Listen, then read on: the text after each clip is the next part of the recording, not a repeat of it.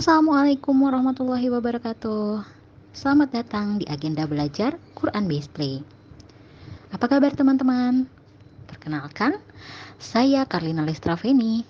Sama seperti teman-teman, saya merupakan siswa kehidupan, salah satu dari para pencari kebenaran, The Truth Seeker, yang harapannya setelah bertemu kebenaran, mampu secara kafah menerapkan dan mengamalkan, serta mengajak teman-teman untuk ikut serta dalam proses perjalanan panjang ini, insya Allah. Nah, Quran Based Play adalah salah satu langkah yang kita tempuh untuk berproses menjadi lebih dekat padanya dengan mendekat terlebih dahulu kepada Al-Quran melalui pendekatan bermain bersama anak yang tujuannya adalah tauhid dan hidupnya fitrah keimanan, di mana harapannya anak-anak kita tumbuh menjadi para penjaga Al-Quran kelak. Insya Allah, amin ya robbal alamin.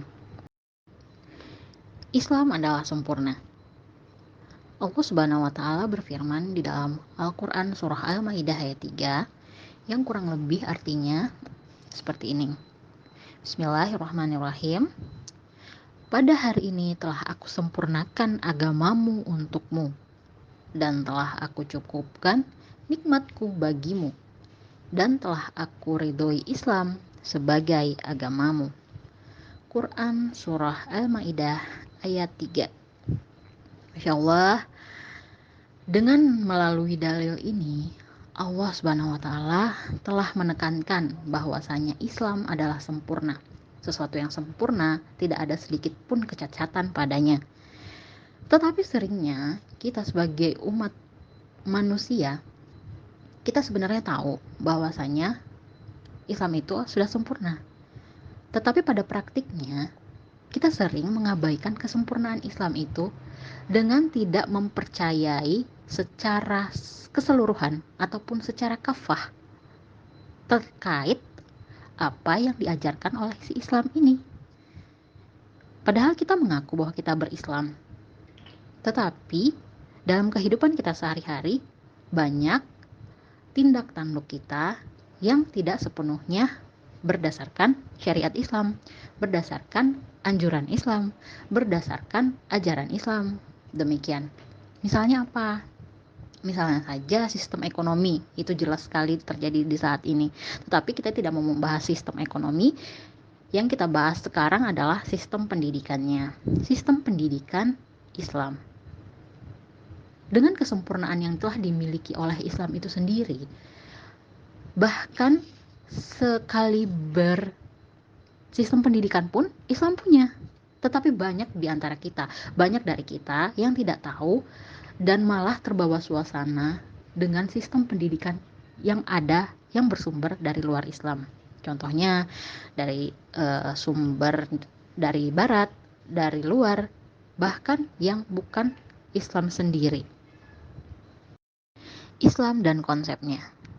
Di sini kita akan membahas 3 konsep yang ada di dalam Islam, yaitu tentang bagaimana hubungan manusia dengan Allah, yang kedua itu hubungan manusia dengan manusia, dan yang ketiga hubungan manusia dengan dirinya sendiri.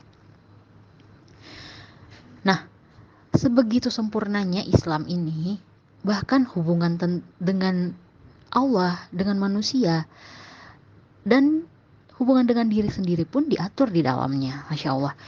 Jadi, coba jika kita ingin bertanya,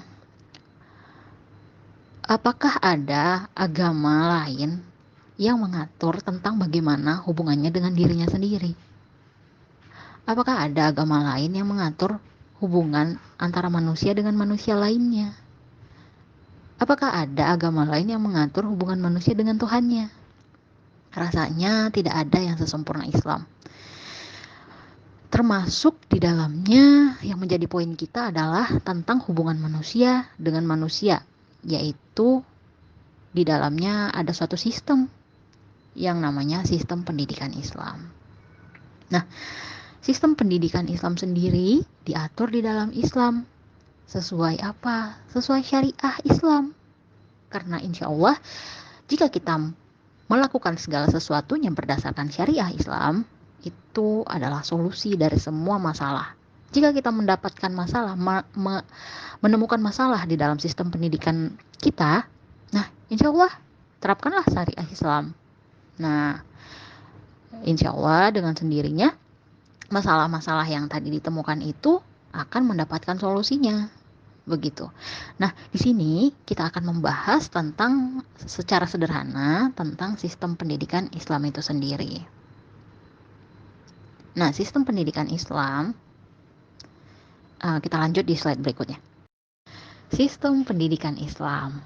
Nah, kita masuk ke dalam sistem pendidikan Islam. Poin pertama yang akan kita bahas yaitu kurikulumnya. Jika kita mengaku bahwa kita adalah Islam dan kita menyadari bahwa Islam sempurna, justru dengan kesempurnaan Islam itu di dalamnya ada sistem yang mengatur pendidikan anak. Nah, bagaimana? Yaitu yang pertama adalah kurikulum. Kurikulumnya dalam sistem pendidikan Islam berfokus pada akidah Islam dan tauhid. Banyak kita temukan saat ini di mana dia mengaku Islam, dia adalah Islam, tetapi sistem pendidikan anaknya tidak berfokus kepada akidah Islam, lebih kepada menyanjung tinggikan segala sesuatu yang berkaitan dengan ilmu pengetahuan, sains, kognitif, begitu. Sementara pendidikan sangat dibedakan dengan agama, padahal di Islam pendidikan itu adalah bagian dari agama, seperti itu.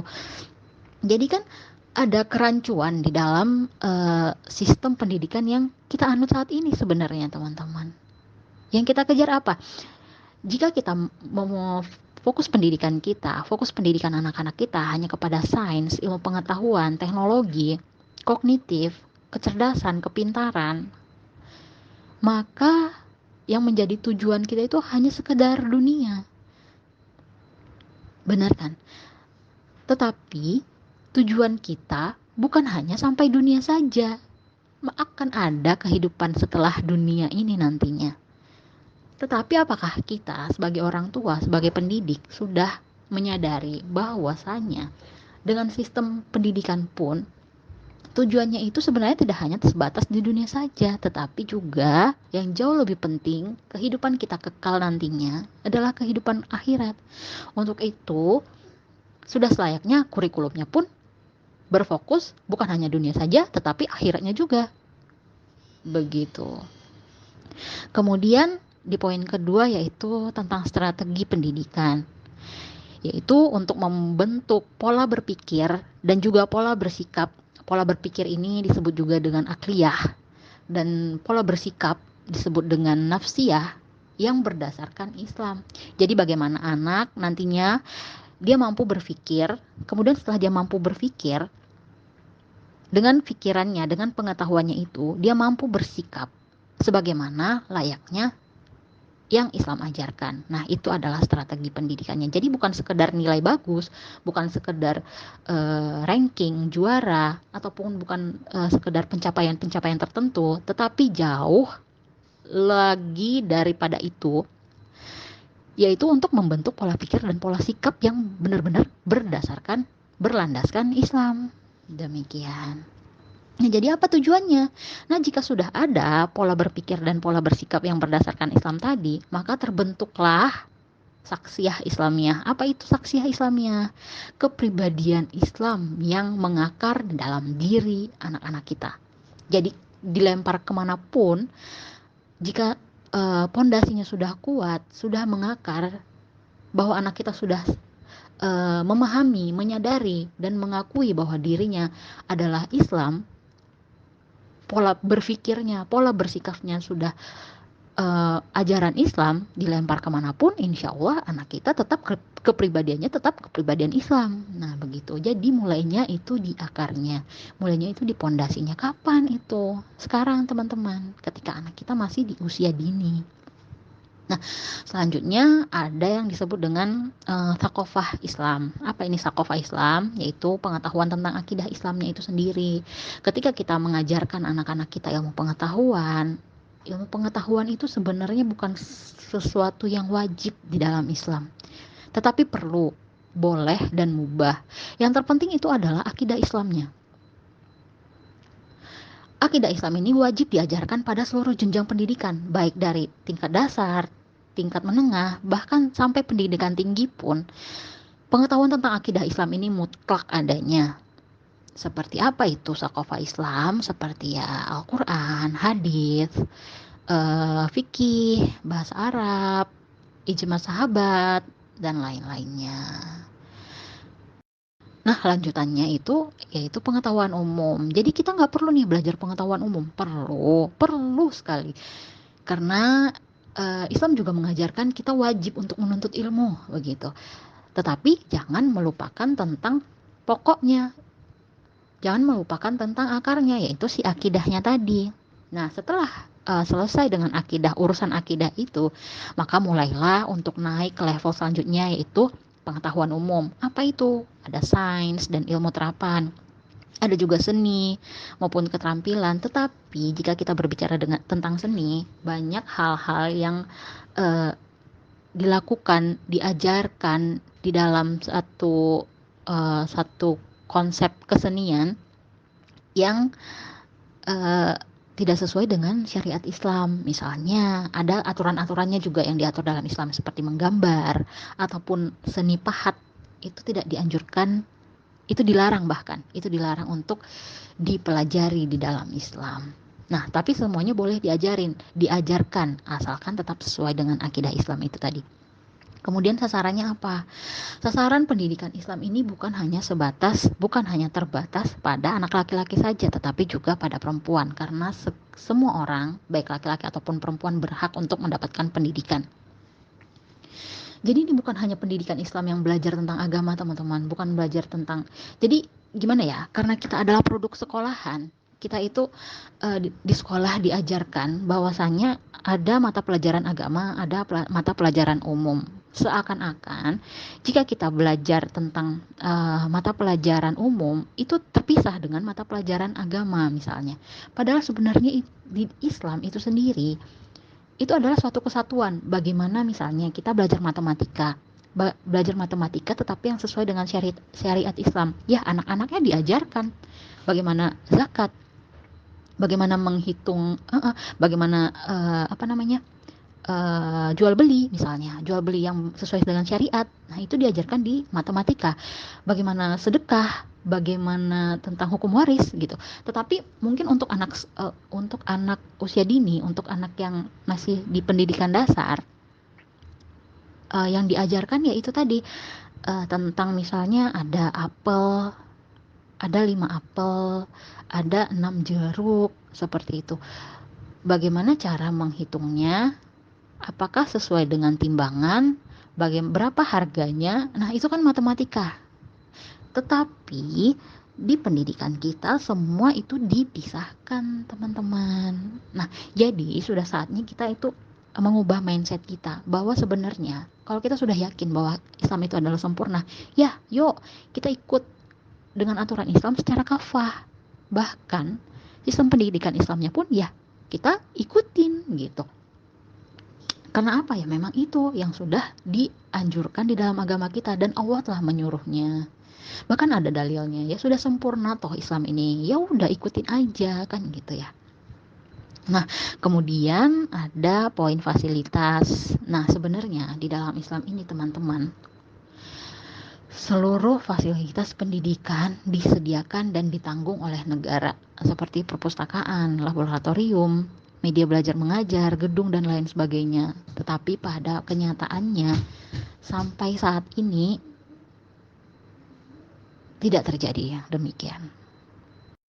Jadi mengapa kita membahas tentang sistem pendidikan di awal itu hanya sebagai sebagai informasi tambahan mungkin bagi teman-teman juga, barangkali ada yang belum mengetahui, yuk kita belajar bersama seperti itu. Nah, jadi untuk sebagai mindset kita, untuk pola berpikir kita itu akliyah kita, pola berpikir itu kan akliyah, agar akliyah kita itu ya memang berdasarkan Islam begitu. Nah, jadi di awal kita bahas seperti tadi.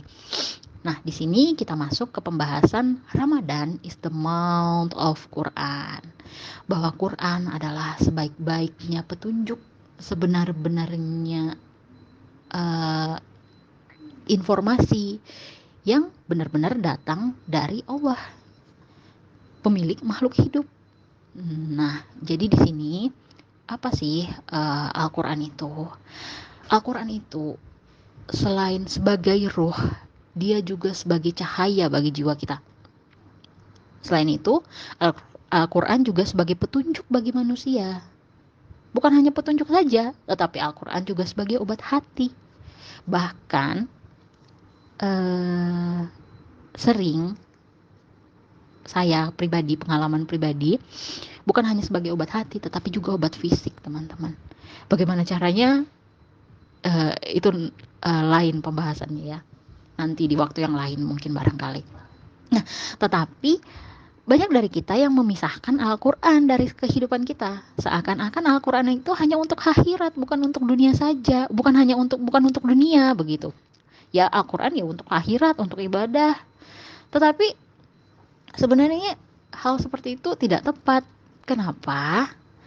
Ya karena memang Al-Quran itu adalah petunjuk untuk kehidupan dunia, untuk kehidupan kita di alam raya.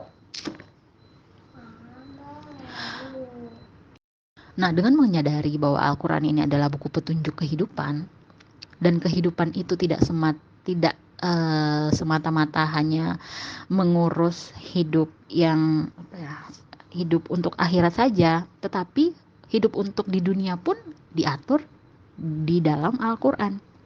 Seperti proses pendidikan anak. Proses mendidik anak itu kan untuk dunia, tetapi bukan hanya untuk dunia, seharusnya pendidikan itu bermuara, tetapi nantinya juga bertujuan kepada akhirat. Agar apa? Agar sejalan proses penciptaan kita itu. Karena tujuan dari sistem pendidikan adalah sama dengan tujuan penciptaan. Tetapi banyak di antara kita yang tidak pernah terfikir untuk menjadikan Al-Quran sebagai sumber utama pengajaran, bahkan sumber utama pendidikan untuk mendidik anak-anak kita. Al-Quran hanya sebatas dibaca sehabis sholat, udah selesai gitu. Tidak ditadaburi, tidak difahami isinya, bahwasanya itu adalah surah cinta dari Allah kepada kita. Ada pesan-pesan khusus dari Allah kepada kita yang seringnya luput, bahkan terlupa untuk kita ketahui. Kita nggak tahu karena kita nggak baca. Padahal suratnya udah ada, sudah di depan kita, sudah di tangan kita, seperti itu. Nah jadi banyak kita temui di saat sekarang ini, di mana orang tua berbondong-bondong ingin menjadikan anaknya menjadi hebat, menjadi super kids, bisa segala sesuatu. Bahkan di usia dini pun anak sudah bisa segala macam. Kita cenderung melakukan training untuk anak kita, di mana yang disanjung tinggikan itu adalah aspek kognitif, kecerdasan, intelektual, tetapi sangat mengabaikan faktor emosi, karakter, kepribadian, akhlak, seperti itu. Karena kita cenderung memisahkan bahwa pendidikan yaitu kepintaran gitu. Kita tidak membicarakan pendidikan itu sebagai konteks yang berhubungan dengan agama, padahal itu tidak bisa dipisahkan. Nah, kita itu mengupayakan bagaimana caranya agar anak-anak kita cepat bisa, bukan cara bagaimana agar anak-anak kita menjadi cinta. Padahal yang seharusnya kita lakukan pertama kali dalam proses pendidikan itu adalah menumbuhkan cintanya, bukan bisanya saja. Bagaimana caranya? Bagi anak di usia 0 hingga 7 tahun, yang menjadi golden age dalam tumbuh kembangnya itu adalah fitrah keimanan. Di usia ini, saatnya imajinasi anak itu sangat terbuka lebar. Sehingga seharusnya imajinasi tentang Allah, Rasul, tentang kebaikan-kebaikan itu sangat mudah untuk kita bangun. Sangat mudah untuk kita selipkan kepada anak-anak kita. Tetapi berangkat dari pemahaman itu, kita mulai menelaah, saya mulai menelaah bagaimana ya caranya agar anak bisa cinta, bagaimana caranya agar anak terpesona dengan penciptanya, padahal penciptanya itu tidak dilihat olehnya. Bagaimana caranya teman-teman? Ya salah satunya agar membuat anak kenal dengan penciptanya itu adalah dengan berkenalan dengan apa yang menjadi ciptaannya si pencipta tadi. Segala sesuatu yang diciptakan Allah, sang pencipta, banyak kita temui di alam. Nah, jadi itulah alasannya mengapa kegiatan-kegiatan untuk menumbuhkan cinta kepada Rob itu baiknya dilakukan di alam. Agar apa? Agar anak dapat mengindra secara langsung, dapat melihat, dapat mendengar, dapat meraba. Bahkan anak dapat mencium aromanya, mengecap rasanya untuk segala sesuatunya yang memang produk Allah, ciptaan Allah. Melihat langit, melihat awan, memegang batu, memegang daun, itu semuanya hanya dapat dilakukan di alam. Bagaimana kalau misalnya melakukannya dari buku saja? Boleh saja insya Allah. Tetapi akan lebih baik jika untuk anak usia dini itu melakukan secara langsung di alam. Agar apa? Agar dapat terindra oleh mereka. Agar dapat mereka pemahamannya jauh meresap ke dalam hati mereka. Dan terus diingat. Nah, jadi banyak juga di antara kita orang tua yang membacakan buku-buku pada anak kita, bahkan sejak bayi, bahkan sejak dalam kandungan. Niatnya untuk apa? Agar niatnya itu agar anak-anak menjadi cinta kepada buku, agar anak cinta membaca, agar anak menjadi pintar. Nah, tetapi sudahkah kita memberikan kepada anak-anak kita satu buku yang merupakan petunjuk hidupnya dia? Jadi anak mau hidup, ketika kamu mau hidup, nih buku petunjuk untuk kamu hidup. Pernah nggak kita seperti itu? Jarang sekali teman-teman. Yang kita tekankan adalah bisa hijaiyahnya. Yang kita tekankan adalah bisa ikroknya. Tetapi untuk pemahaman, untuk konsepnya itu sendiri jarang untuk kita sebutkan kepada anak-anak kita. Nah, jika Charlotte Mason mengatakan living book adalah makanan bagi jiwa anak, buku-buku yang hidup adalah makanan bagi jiwa anak yang membentuk karakter anak, maka Allah jauh sebelum saat ini telah memberikan kita the truly living book itu sendiri. Apa itu? Ya, Al-Quran, teman-teman. Gitu, sudah saatnya kita, terutama di Ramadan ini, karena Ramadan adalah bulannya Al-Quran, Ramadan adalah momen di mana Al-Quran diturunkan. Sudah saatnya kita berlomba-lomba untuk semakin dekat dengan Al-Quran. Bismillah. Saya yakin di antara teman-teman di sini semuanya banyak yang sudah mengetahui, bahkan mungkin lebih memahami daripada saya tentang berbagai macam metode pendidikan anak. Misalnya ada yang kita sebut saja itu adalah Montessori yang sangat booming saat ini, ataupun Charlotte Mason, ataupun Waldorf, bisa juga fitrah based education, ada lagi parenting nabawiyah, dan masih banyak hal lainnya. Tetapi teman-teman, kita perlu pahami bahwa dalam proses pendidikan anak itu, yang pertama, yang terpenting itu adalah kurikulum pendidikan anak kita itu, karena kita orang Islam ya, kurikulum pendidikan Islam lah yang seharusnya diterapkan kepada anak-anak kita, bukan sumber lainnya. Pertanyaannya, jika kita bagaimana kalau memang itu ternyata baik, misalnya sumber-sumber dari barat, dari luar itu tadi ternyata baik, boleh saja diikutin, tetapi bukan itu yang menjadi fokus utamanya. Jadi itu adalah sesuatu sebagai penambahan seperti itu. Nah, jadi kita harus menerapkan dulu sistem pendidikan Islamnya, yaitu tadi yang pertama. Kemudian jika kita merasa bahwa sumber-sumber dari luar tadi itu baik, boleh kita terapkan sedikit demi sedikit, tetapi bukan itu yang menjadi pusatnya, seperti itu. Nah, jadi apa yang menjadi pusatnya? Pusatnya itu adalah kurikulum pendidikan Islam yang berdasarkan dengan akidah Islam. Nah, jadi seluruh bahan belajar, metode pengajaran itu diterapkan berdasarkan asas tersebut. Jadi insya Allah ketika kita, Islam itu merupakan sesuatu yang sangat sempurna teman-teman. Jadi ketika misalnya kita merasa metode pendidikan Islam ini tidak sempurna, malah justru mengadopsi sistem pendidikan yang lain-lainnya itu tadi, Pertanyaannya itu dikembalikan lagi ke kita. Apakah memang kita yakin bahwa sistem dalam Islam ini tidak sempurna? Begitu.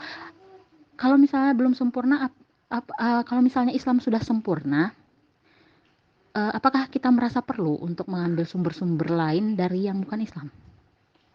Nah, itu pertanyaan-pertanyaan seperti itu bisa menjadi apa namanya ya? Bisa ditanyakan kembali ke dalam diri kita. Apakah demikian adanya? Ataukah kita sebagai orang tua hanya ikut-ikutan ataupun latah dengan metode-metode yang ada saat ini, yang justru sangat menyilaukan mata dan membuat kita deg-degan sebenarnya. Ini beneran nggak ya? Bisa nggak ya? Apakah ini sudah merupakan metode yang tepat nggak ya? Gitu. Jadi ketika ada keraguan-keraguan seperti itu, yuk sama-sama kita kembali lagi ke Islam, kita kembali lagi ke Al-Quran, kita kembali lagi ke akidah Islam kita. Sebenarnya Quran Based Play ini adalah suatu jawaban bagi saya pribadi dan keluarga terhadap pertanyaan-pertanyaan tadi, teman-teman. Jadi sebelum ini memang saya berada di fase yang bertanya-tanya seperti itu. Saya menanyakan, di antara terlalu banyaknya metode-metode mendidik anak di luar sana yang kebanyakan memberikan teori-teori fantastis seperti itu, sudahkah metode itu tepat bagi saya? Dan apakah teori-teori yang disajikan itu bisa saya aplikasikan dan secara nyata berdampak kepada saya dan anak saya? Dikatakan di sini kepada saya dan anak saya, bukan hanya anak saja, tetapi kepada saya juga. Nah, misalnya ada satu metode metode pendidikan anak, di mana metode tersebut berdampak secara langsung kepada anak kita. Tetapi saya tidak ingin yang seperti itu, karena saya adalah seorang ibu, tetapi saya juga ingin belajar, saya ingin bertumbuh. Bagaimana jika metode yang tadinya saya terapkan kepada anak saya untuk mendidiknya itu juga secara langsung dapat mendidik saya juga. Nah, metode itu yang sebenarnya saya cari. Dan alhamdulillah itu bertemu di metode Fitrah Based Education. Kemudian di metode Fitrah Based Education ini dijabarkan itu tadi bagaimana bahwa anak usia dini itu fokusnya kepada fitrah keimanan begitu. Nah, di antara fitrah-fitrah keimanan ini bagaimana cara menumbuhkannya? Itu pertanyaan lagi kan ya. Timbul lagi pertanyaan, bagaimana cara menumbuhkan fitrah keimanan kepada anak saya? Apakah hanya sebatas wah, Allah pencipta kita begitu? Apakah itu akan melekat di dalam hati anak dan terus-menerus dapat diresapi? Ternyata tidak semudah itu. Nah, jadi saya memikirkan lagi, apa kira-kira bagaimana cara mengaplikasikan metode Fitrah Based Education ini agar lebih dapat klik di hati anak-anak, sekaligus saya juga bisa menjadi ruang untuk saya belajar. Demikian. Nah, kemudian alhamdulillah Allah bukakan jalannya. Ketika itu dari pertanyaan-pertanyaan, dari tantangan-tantangan dan masalah yang timbul tersebut tadi, Allah bukakan jalannya, yaitu kira-kira beberapa waktu yang lalu, sebenarnya ini belum terlalu lama, baru 1 tahun yang lalu, saya Allah tiba-tiba memberikan jalan keluar dari pertanyaan-pertanyaan saya itu. Mengapa tidak melakukan metode yang berbasis dengan Al-Quran, di mana kamu sebagai orang tua dapat belajar. Kemudian ketika kamu sudah selesai belajar, kamu dapat mentransfernya ke anak kamu. Mentransfernya dalam bentuk yang bagaimana? Yang bentuk sesuai yang memang dibutuhkan anak-anak. Apa itu yang dibutuhkan anak? Anak membutuhkan bermain, proses bermain, ruang bergerak. Nah, jadi apa yang kamu dapatkan di Al-Quran tadi, kamu transfer ke anak dalam bentuk yang berbeda, dalam bentuk yang lebih kreatif, yang lebih seru dan mengasyikkan bagi anak, serta sesuai bagi usia mereka, dalam bentuk permainan-permainan nyata yang bukan hanya saja permainan, tetapi juga ada nilai-nilai yang terkandung di dalamnya untuk memperkuat akidah Islam anak itu tadi, untuk memperkuat tauhidnya anak itu tadi. Jadi sekali dayung dua pulau terlampaui, teman-teman. Ketika kita belajar Al-Qur'annya, kemudian secara tidak langsung anak juga kita ajarkan Al-Quran itu tadi, tetapi dengan metode yang lebih mengasyikkan dengan cara bermain. Maka alhamdulillah terbentuklah Quran Display. Quran Display ini adalah suatu metode bermain yang berbasis Al-Quran, yang merupakan suatu cara mendidik dan bermain dengan anak yang bertujuan untuk lebih dekat dengan Allah melalui ayat-ayat Al-Quran, dengan cara mengambil ide bermain dan mendidik anak yang bersumber dari Al-Quran sebagai upaya untuk menghidupkan fitrah keimanan, insya Allah. Pertanyaannya yang paling sering saya temui ketika mengajak teman-teman untuk berkegiatan Quran Display ini adalah, saya belum terlalu saya belum terlalu paham dengan Al-Quran, Mbak, gitu. Saya belum terlalu klik, Mbak, dengan Al-Quran, jadi susah untuk mentransfernya ke anak-anak saya. Nah, teman-teman, justru disitulah tantangannya. Ketika kita memang belum paham, misalnya seperti itu, belum terlalu jago untuk mentadabburi Al-Qur'annya itu tadi sendiri, disinilah kesempatan kita untuk belajar. Karena tadi tujuannya itu bukan hanya saja anak yang belajar, tetapi orang tuanya juga. Jadi bukan hanya fitrah keimanan anak yang tumbuh, tetapi fitrah keimanan kita juga sebagai orang tuanya. Nah, demikian. Ketika memang ada pertanyaan-pertanyaan ataupun tantangan seperti itu dari dalam diri teman-teman sekalian, wah saya belum jago nih untuk tadabbur ayatnya, gimana saya mau menyampaikan ke anak, takutnya salah-salah begitu. Justru di situ tantangannya, kita harus belajar dulu bagaimana caranya kita bisa mampu untuk belajar sesuatu yang benar-benar tepat untuk kemudian kita sampaikan ke anak. Bukankah kita tidak mau apa yang nantinya kita sampaikan kepada anak merupakan sesuatu yang ternyata tidak benar, ternyata merupakan sesuatu yang sia-sia? Apakah mau anak buat main-mainan begitu kan ya? Bukankah anak adalah amanah gitu. Jadi ini semuanya merupakan satu tantangan khusus bagi teman-teman biar kita lebih semangat lagi untuk belajar Al-Qur'annya. Ketika kita sudah belajar banyak untuk Al-Qur'annya itu, ya insya Allah kita sampaikan ke anak juga dengan lebih baik lagi, demikian. Nah, jadi ini merupakan tantangan tersendiri yang insya Allah dapat digenapi oleh teman-teman juga. Jadi bukan hanya anak yang belajar, tetapi ibunya juga, seperti itu. Jadi ketika misalnya kita merasa ragu untuk memulai, wah bisa nggak ya? Seperti itu kan kira-kira.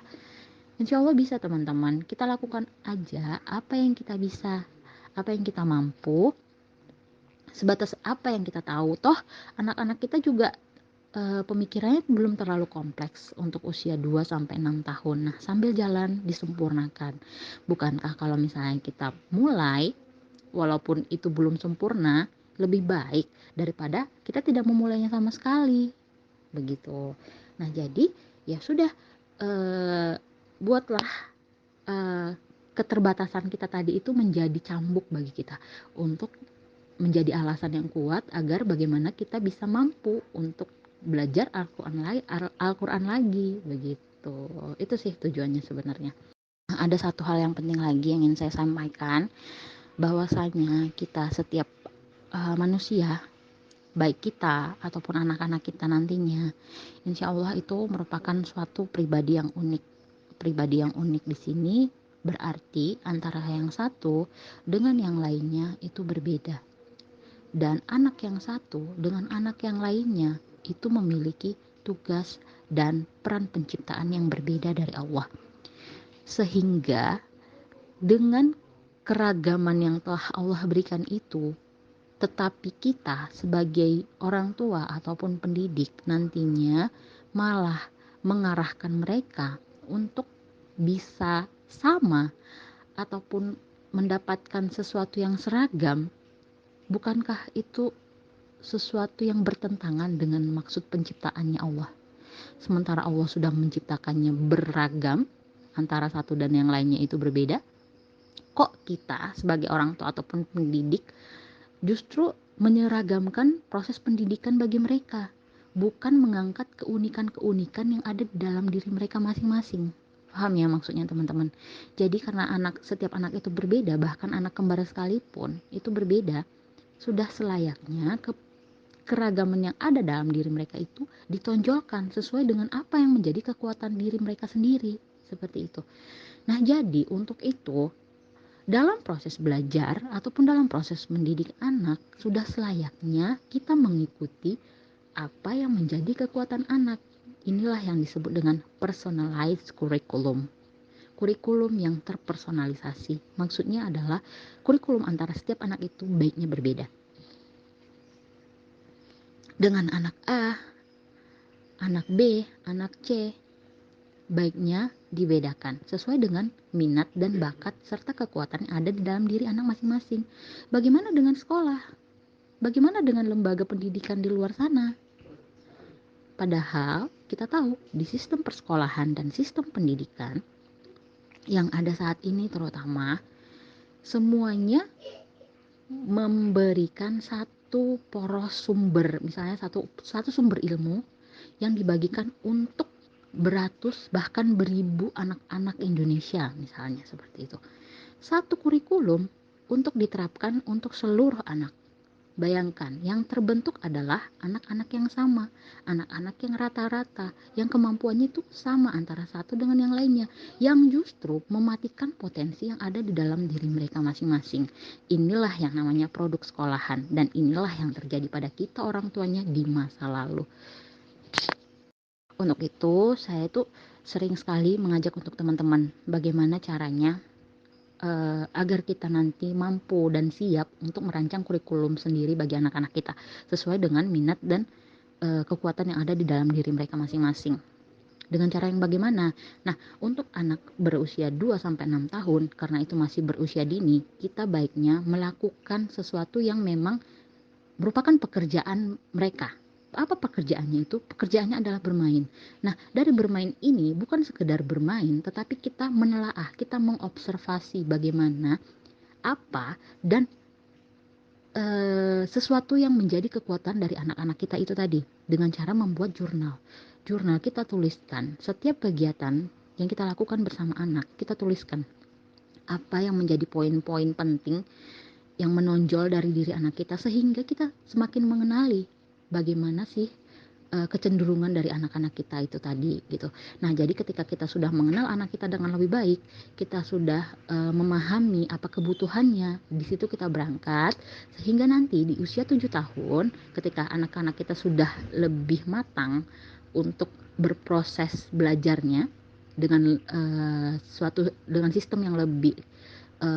sistem yang lebih lebih kompleks ataupun lebih sistematis. Nah, di usia 7 tahun insya Allah kita bisa memulai untuk merancang kurikulum personal bagi anak kita. Nah, jadi sebelum usia 7 tahun bagaimana? Yuk kita banyak berkegiatan, kita banyak main, kita banyak beraktivitas banyak dengan anak kita banyak bercerita. Dari situ kita kemudian dapat mengenal anak kita untuk nanti dapat menuangkan suatu kurikulum yang benar-benar sesuai dengan kebutuhan anak kita, bukan satu kurikulum untuk semua anak begitu. Jadi nantinya harapannya di usia mereka sekitar sebelum akil balik, mereka telah mengetahui minat mereka telah mengetahui apa kesukaan mereka telah memiliki sesuatu yang bisa mereka lakukan yang ternyata itu produktif walaupun barangkali belum menghasilkan. Dan harapannya ketika mereka udah usia akil balik seperti itu, yang beban syariahnya telah ditanggung oleh diri mereka sendiri, mereka telah mampu berdaya untuk diri mereka, tidak tergantung kepada orang tua, termasuk dalam hal finansial. Nah, bagaimana cara melakukan Quran Based Play ini sendiri? Apakah Quran Based Play ini sendiri dapat menjadi jalan keluar dari segala permasalahan ataupun tantangan dan kebutuhan yang ada di luar sana? Insya Allah bisa teman-teman. Mengapa? Karena dengan Quran Based Play ini, kita yang pertama orang tua semakin dekat dengan Al-Quran. Kedua, Al-Quran itu merupakan sumber petunjuk dan kebaikan yang ada dari Allah langsung untuk kita manusia. merupakan pedoman hidup. Nah, yang ketiga, karena kita ingin mengajarkan tauhid serta akidah Islam pada anak-anak kita sebagai pondasi pendidikan pertama dan utama, terutama di usia anak masih dini seperti sekarang ini, insya Allah sumber yang berasal dari Al-Quran itu adalah tepat adanya dan insya Allah tidak ada penyimpangan di dalamnya. Karena kita sama-sama tahu bahwa Al-Quran itu berasal dari Allah dan Allah tidak mungkin hilaf, tidak mungkin salah, dan insya Allah itu sempurna. Nah, setelah tadi kita menentukan tema bermain, ada ayatnya dan juga ada kegiatannya. Setelah bermain, kita tulis kegiatan kita tadi di jurnal bermain. Kenapa perlu? Sebenarnya ini hanya boleh dengan cara yang sederhana saja. Kita melihat apa sih poin-poin yang ternyata menarik bagi kita, yang itu dilakukan anak secara spontan misalnya, ataupun tidak spontan, bisa jadi kebiasaan-kebiasaan anak yang terus berulang. Nah, itu kita catat. Kenapa? Agar kita paham, oh ternyata anak saya karakternya seperti ini gitu. Jadi hal-hal menarik yang kita dapatkan dalam berkegiatan dengan anak itu kita tuangkan kembali ke dalam jurnal bermain agar kita lebih memahami dan mengenal anak kita.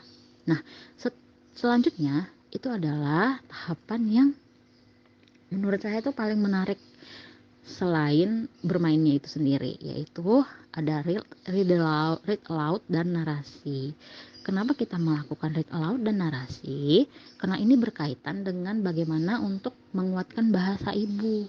Bahasa ibu itu diperlukan untuk komunikasi yang baik dua arah antara kita dengan anak kita, agar anak-anak terlatih dan berani untuk mengemukakan apa sih keinginannya, bagaimana sih pendapatnya. Nah, di momen ini kita akan belajar tentang itu di part read aloud dan narasi itu tadi. Jadi di read aloud dan narasi ini kita akan mengajak anak untuk membaca Al-Qurannya kembali. Setelah tadi kita bermain dengan ayat Al-Quran, kali ini kita ambil Al-Qurannya, kita bacakan dengan anak, berikut juga dengan artinya. Nah, setelah kita bacakan ayat dan artinya itu tadi, untuk anak usia dini mungkin memang belum bisa bernarasi. Maksudnya narasi di sini itu kita ajak anak untuk menceritakan kembali, mereview gitu ya, mereview ulang apa sih yang tadinya dialami oleh anak ketika berkegiatan. Nah, untuk anak usia dini itu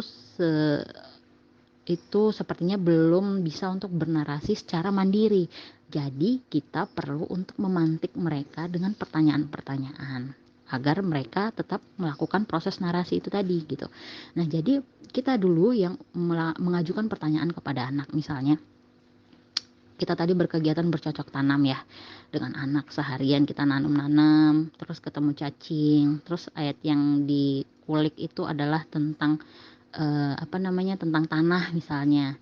Nah, terus bahwa dari tanah itu Allah suburkan tumbuh-tumbuhan bermacam-macam, beragam jenis dan warnanya gitu. Ada yang berbuah, ada yang berbunga, begitu ya. Nah, jadi kemudian di read aloud-nya ini kita bacakan ayatnya, kemudian kita bacakan juga artinya. Setelah itu kita ajak anak untuk bernarasi, kita tanyakan kepada anak, bagaimana kegiatan hari ini? Kuncinya biar lebih mudah, kita bisa menggunakan 5W1H. 5W1H itu apa? What, where, when, how gitu ya. Nah, jadi dengan pertanyaan-pertanyaan itu kita tanyakan kepada anak, apa yang menarik bagi anak, bagaimana perasaan anak, mengapa terjadi demikian misalnya. Nah, dengan proses seperti ini anak itu akan terbiasa untuk bercerita, terbiasa untuk berkomunikasi, terbiasa untuk menyampaikan pendapatnya. Tujuannya apa? Tujuannya bukan semata agar anak pintar, teman-teman. Bukan sesederhana itu, tetapi ada satu tujuan penting yang ternyata sering luput dari kita. Ketika anak terbiasa berkomunikasi, ketika anak terbiasa menyampaikan, tujuannya adalah tablik. Tujuannya adalah syiar, agar kelak anak kita mampu untuk menyampaikan kebaikan, untuk menyampaikan dakwah, untuk menyampaikan syiar kebaikan yang bersumber dari Allah dan Rasulnya dan juga kitabullah. Jadi itu sebenarnya teman-teman gunanya bagaimana agar anak dilatih untuk berbicara. Bukan semata agar anak pintar, agar anak cerdas. Kalau misalnya tujuannya hanya seperti itu, orang-orang di luar sana, orang-orang barat sana juga bertujuan seperti itu. Tetapi kita beda.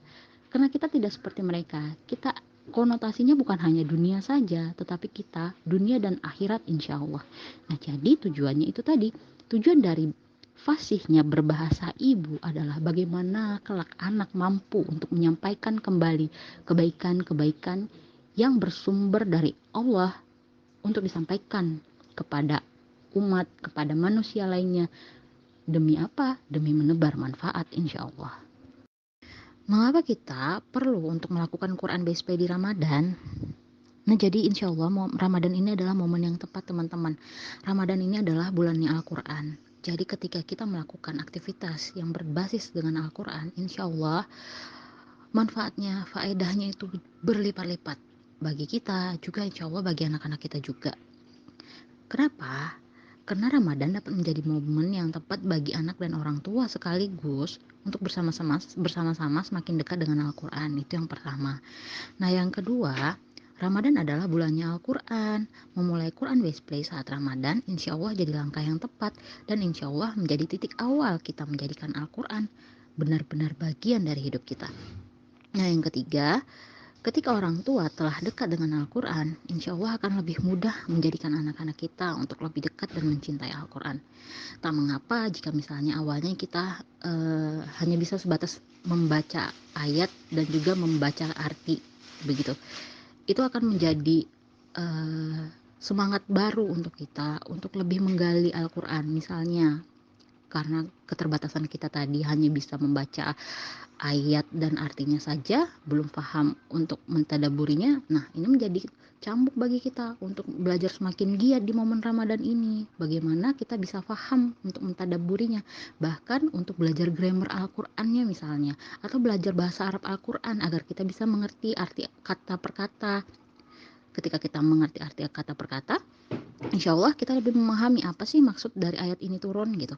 Untuk kemudian kita transfer kembali ke anak kita. Atau bahkan dengan momen kita mendekat dengan Al-Quran dengan melalui bermainnya dulu ini saja seperti Quran Based Play, bukan tidak mungkin jika kemudian kelak kita berusaha untuk menghafalkannya ketika kita telah mengerti, kita telah memahami arti kata per kata, bukan tidak mungkin keinginan selanjutnya itu adalah naik level untuk menghafalkannya. Begitu teman-teman. Jadi tidak ada kata tidak bisa, maksudnya tidak ada kata untuk saya belum bisa seperti ini jadi saya tidak memulai, begitu. Jangan ya. Jadi harapannya lakukan apa yang kita bisa dulu. Karena judulnya adalah bermain, maka kita sebagai orang tua sudah selayaknya ikut serta juga dalam proses bermain ini. Caranya itu kita terlibat, bukan hanya anak yang bermain, tetapi orang tuanya juga sebaiknya ikut bermain dengan cara ya kita bermain dengan mindful, maksudnya dengan suka hati, dengan melibatkan hati kita. Jadi memang kita merancang permainan yang bukan hanya anak yang bermain, tetapi kita juga ikut bermain di dalamnya.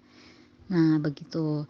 Nah jadi yang pertama, langkah pertama itu kita cari tahu dulu apa yang saat ini sedang diminati anak kita. Nah, kita mulai dari situ.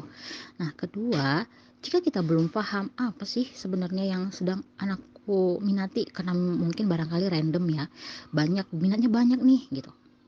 Nah, dari banyaknya minat anak kita tadi itu, kita pilih satu kira-kira mana yang anak paling butuh untuk kita jadikan ide bermain gitu.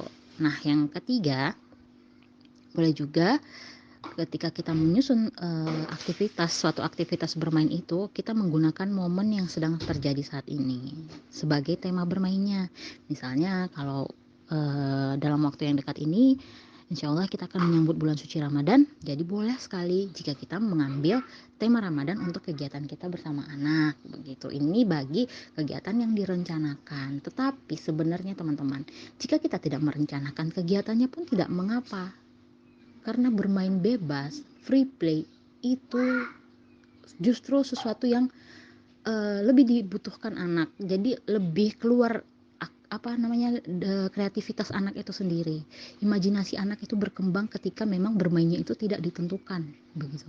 Tetapi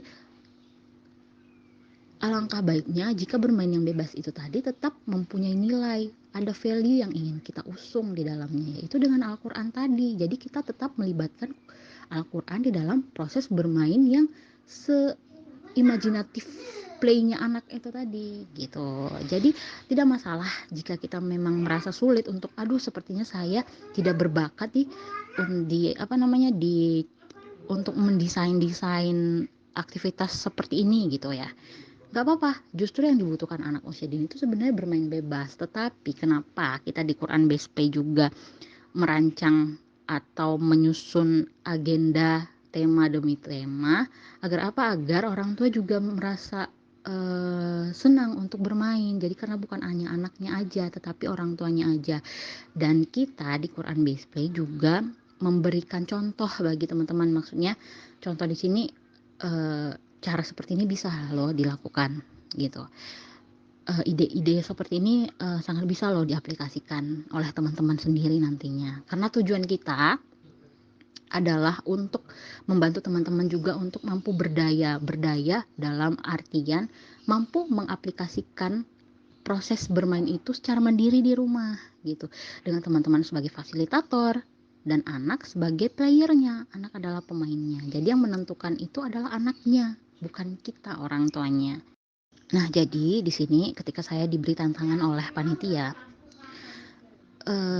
ada permintaan seperti itu ya, tentang membuat contoh 7 contoh aktivitas Ramadan yang berbasis Al-Quran begitu. Nah, saya mulai memikirkan ini untuk sebagai gambaran ya bagi teman-teman juga. Nah, ketika ada clue seperti itu, ada clue yang ditawarkan 7 contoh aktivitas Ramadan. Nah, itu kan contoh tuh, apa clue ya? 7 contoh aktivitas Ramadan, ada 7. Berarti saya memikirkan ketika ada kata-kata 7, apa ya yang sekiranya dapat dikulik dari sebuah angka 7 ini, yang sesuatu yang jumlahnya 7. Banyak sih sebenarnya yang jumlahnya 7, hari 7 ya, Senin sampai Ahad itu 7.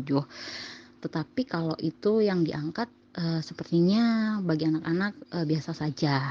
Jadi apa yang kira-kira dari sebuah jumlah yang 7 ini tadi dapat dikembangkan menjadi ide bermain yang jumlahnya 7 juga, agar apa? Agar runut. Nanti kita akan merancang suatu kegiatan yang memang benar-benar berkesinambungan seperti itu. Jadi terfikirlah untuk mengangkat tema pelangi, karena pelangi adalah warna-warni, indah sekali seperti itu. Jadi anak-anak juga tertarik, anak-anak selain juga dapat belajar warna-warna, tetapi mereka juga dapat bermain melalui aktivitas Ramadan yang berbasis Al-Quran, insya Allah. Bagaimana caranya? Nah, jadi timbullah ide warna-warni pelangi Ramadan. Nah, karena pelangi tadi jumlahnya 7, Mejiku Hibiniu, merah, jingga, kuning, hijau, biru, nila, ungu. Jadi terbentuklah warna-warni pelangi Ramadan ini. Yang pertama itu kita tentukan judulnya dulu. Nah, ketika telah bertemu dengan judulnya, apa alasan kita? Nah, alasannya seperti yang saya kemukakan tadi. Alasannya itu karena berkegiatan selama 7 hari. Nah, gitu kan ya. Kemudian timbullah pelangi gitu. Nah, ketiga, tujuannya. Untuk apa sih kita bertujuan melakukan ini?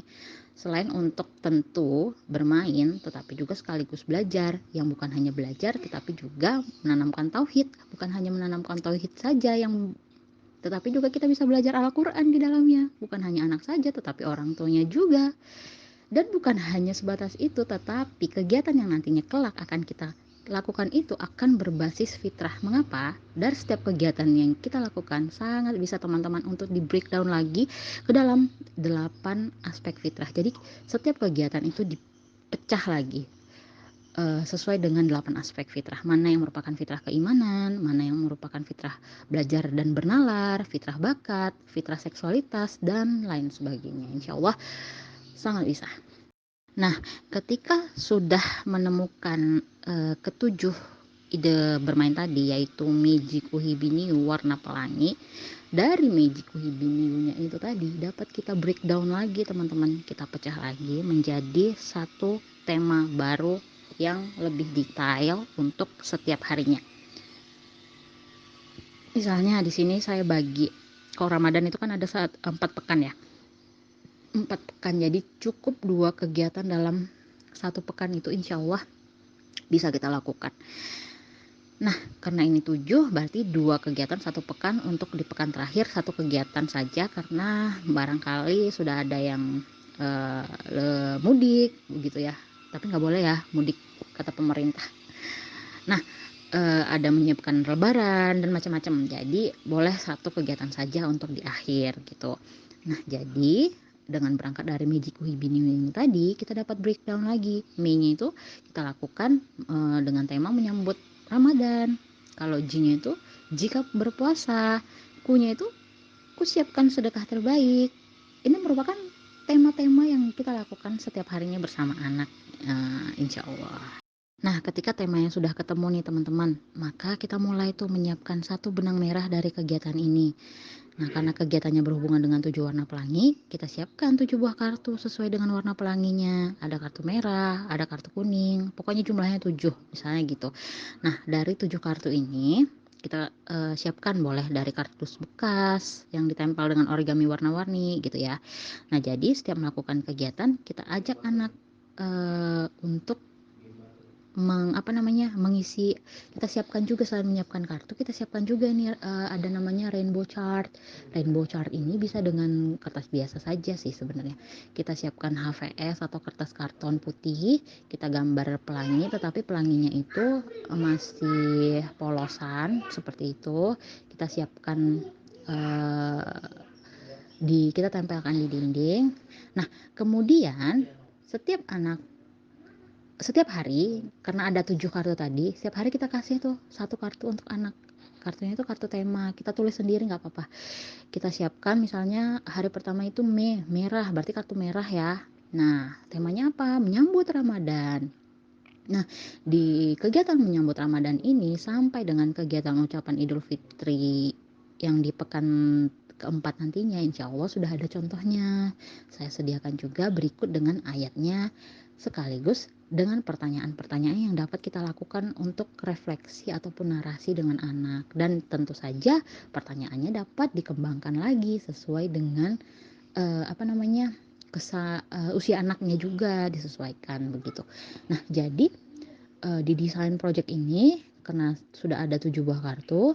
Nah, dari setiap kartu itu kita lakukan kegiatannya, misalnya setiap hari. Tadi kartu merah ya, kita lakukan menyambut Ramadan. Jadi kegiatan kita hari ini adalah menyambut Ramadan dengan misalnya mendekor rumah gitu, mendekor rumah dengan ornamen-ornamen Ramadan seperti itu.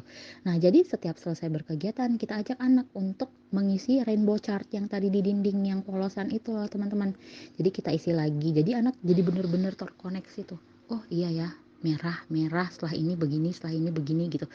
Jadi itu merupakan proses belajar sebenarnya. Jadi belajar itu bukan hanya anak memegang pensil atau pulpen, terus ada bukunya, terus menulis, ada worksheetnya, bukan seperti itu teman-teman. Untuk belajar anak usia dini itu cukup dengan menyambungkan satu clue dengan clue lainnya dan membentuk pola pikir dari kegiatan yang mereka lakukan sehingga mereka dapat menelaah, oh maksudnya ini seperti ini, maksud itu seperti itu. Itu adalah proses belajar bagi anak usia dini. Jadi kita nggak perlu yang terlalu saklek gimana-gimana memikirkan, wah anakku ketinggalan ini, belum belajar, belum bisa baca tulis di usia yang seperti ini. Jangan dikejar teman-teman yang seperti itu. Kita nikmati prosesnya. Jadikan anak benar-benar butuh untuk mendapatkan ilmu itu nantinya, bukan gara-gara kita sodorkan, bukan gara-gara kita suapi setiap hari begitu.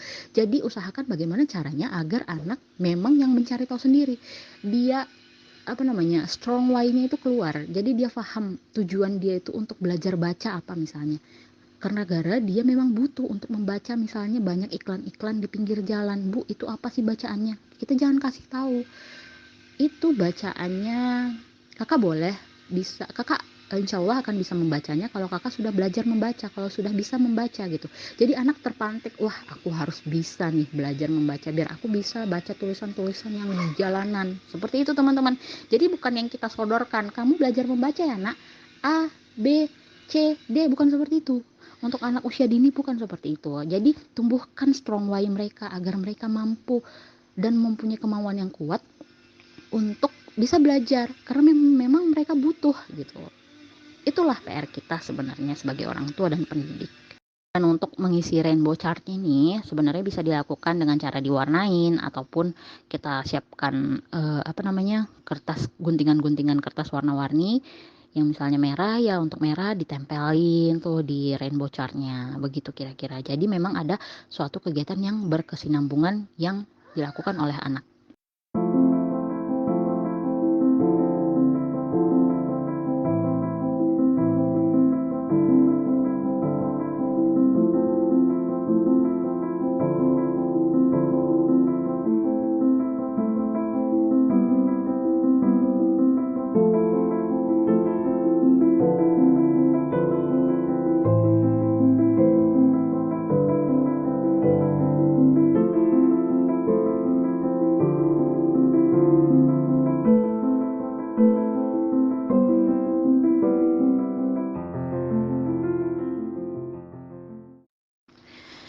Jadi dengan kegiatan bermain seperti ini sebenarnya sangat banyak yang dapat dipelajari anak-anak kita, teman-teman.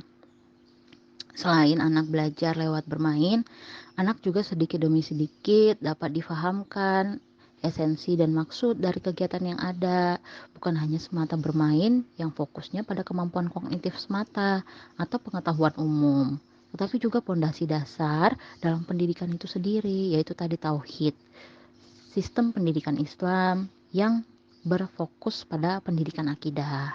Nah, begitu.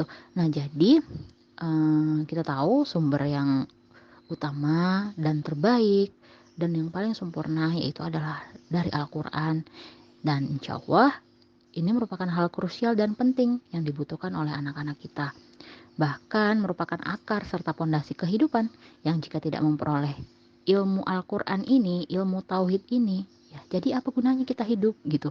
Karena tujuan kita apa tadi? Untuk beribadah kepada Allah. Sumbernya dari mana? Sumbernya dari Al-Quran gitu. Jadi jangan kita menjadi salah tujuan atau bingung tujuan. Jelas-jelas Allah sudah mengatakan bahwa tujuan kita hidup hanya untuk beribadah. Ya jadi kita beribadah saja gitu. Dengan cara yang bagaimana? Dengan cara yang disesuaikan, yang ditentukan oleh syariat Islam begitu. Gitu teman-teman. Jadi jangan kita pisahkan antara agama dengan pendidikan karena itu adalah sejalan.